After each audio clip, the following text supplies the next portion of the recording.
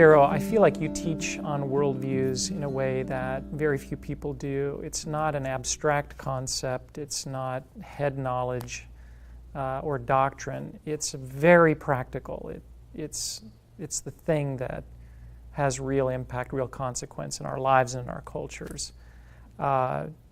This next session is called The Power of Story. Talk a little bit about the concept of worldview and what that means for you, how you unpack that in this session. Well, my understanding of worldview occurred when I was at Liberty Fellowship. I'd never heard the word or phrase worldview before. Didn't know worldview existed. And I'll never forget an evening with Udo Mittelmann, a German lawyer. We were having supper together one evening in his home. And in the middle of the conversation, Udo turned to me and he said, Darryl, Christianity's true even if you don't believe it. Well, I'd been a Christian at that point for 13, 14 years. I'd been discipled in Campus Crusade for Christ, in Young Life. I'd been involved in a conservative evangelical church. I'd been to seminary. And I had been taught that Christianity was true because I believed it. And here's somebody telling me it's true even if I don't believe it. And it caused a crisis in my faith. I didn't sleep for 2 nights. And I finally realized what he was saying to me. And what he was saying is that Christianity is true even if no one in the world believes it. And that was a profound revelation to me. And I came to realize that though I'd been a Christian all these years, I wasn't thinking like a Christian. I was thinking like a secularist. I'd grown up in the United States, been to public schools, watched television, watched movies, learned the language of secular materialism. So I had a born-again heart, but my mind was not born again.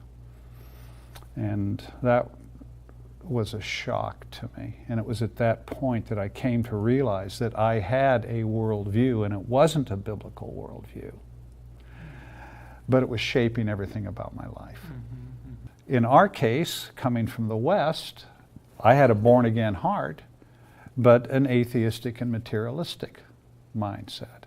And today, young Christians in the West, they don't have a modern mindset, they have a postmodern mindset. And it influences everything they think about life, including what it means to be a Christian, what the church is, what the role of the church in society is. All of these things are being shaped among the young in the West today by postmodernism.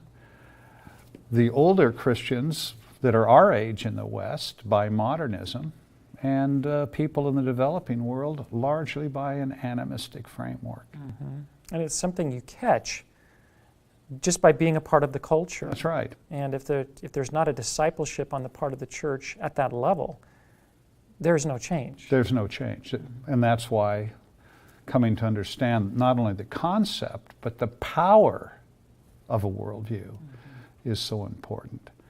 And it's the reason that we need to disciple people, not just in the spiritual disciplines, but we need to disciple people at the level of culture.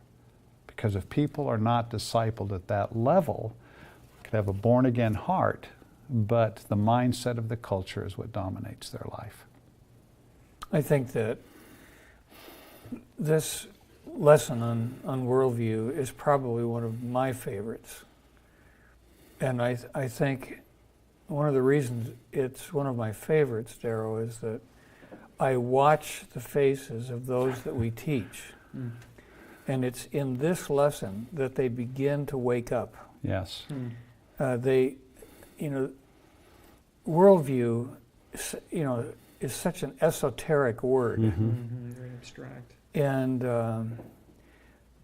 some reason, God has given you the ability to be able to take this concept, which is very broad, and make it so clear and simple Mm-hmm. And it gives a classification system that allows the student to be able to understand their worldview vis-a-vis others. Mm-hmm. Yes. And not, with 54 varieties, but it summarizes it so that you can really grasp the concept of worldview and look at the comparisons of what the end consequences are of holding those various worldviews. And I've seen the lights go on. Yes. So many times, and I love it. Sometimes kids study worldview and they come out with not really understanding what worldview is about or what the differences in different worldviews really are. They think it's a statement of doctrine. Like if I just memorize these 10 points of doctrine, then I must have a Christian worldview. Yeah, and yet what they function off of, what functions in terms of their decisions and guiding their life is something very different. This is an important lesson. Mm-hmm.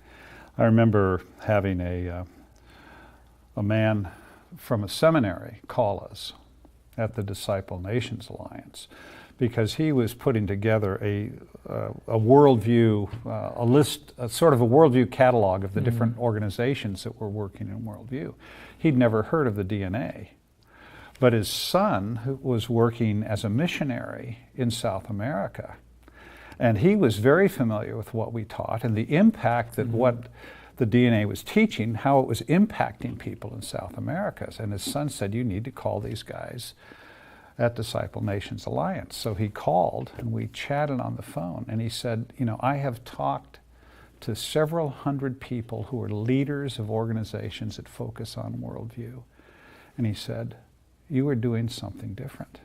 Mm-hmm. And I said, what is that? And he said, you make worldview practical.